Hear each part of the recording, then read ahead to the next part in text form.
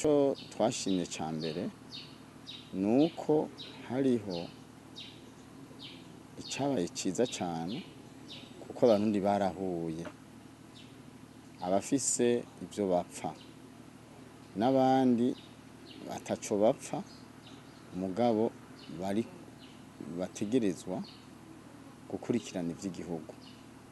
Uwo mwanya rero mwiza wabaye wuko abarundi bahura, haheze igihe kirekire badahura bama bariko baravugana amajambo amwe yubaka n'ayandi atubaka, ugasanga bariko baracanamwo.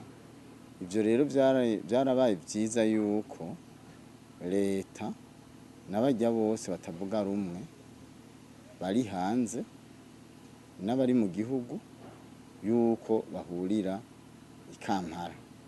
Ico ni ikintu ciza gose. Ikindi naco ciza kiri muri vyo nuko ibiganiro vyatanguye. Iyo rero abantu batanguye kuvugana haravamwo ivyiza niyo bitabonetse ijana kwijana, ariko haravamwo ikintu gishobora guhumuriza igihugu, kigahumuriza abenegihugu, kigahumuriza n'amakungu canke akarere turimwo. Ico ni ciza gose. Mugabo hariho rero ivyo tutashimye.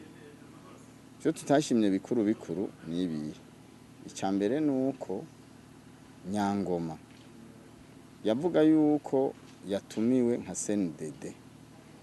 Mu vy'ukuri ntivyari ibiganiro bitanguye vy'abatavuga rumwe na leta y'u Burundi. Vyari ibiganiro vy'abarundi kugira ngo barabire hamwe ingorane z'amaziba, haba mu mibano, haba muri politiki, haba muri demokrasi, haba mu gusangira ubutegetsi, haba mu masezerano y'Arusha, canke haba mu bwirizwa nshingiro mu mategeko agenga igihugu. Mbega nibihe vyama bigorana kugira ngo abantu b'abarundi bashobore gutsimbataza amahoro n'umutekano, bagende mu ntwaro nziza ishobora gutuma atanjyane zibandanya.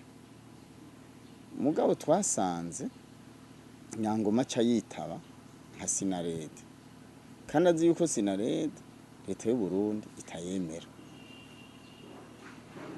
Ico rero twarakigaye kuko ijambo ryiwe ryaciye riza nk'uko aserukira urwego rwa Sinarede.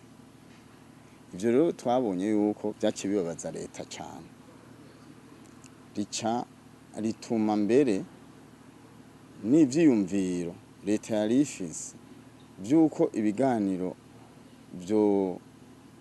vyoba hagati y'abarundi, washaka n'abatavuga rumwe nayo, mugabo baza bafise ivyo baserukira mu gihugu, bataza bafise ivyo baserukira bashinze muri ibi bihe bariko baratata.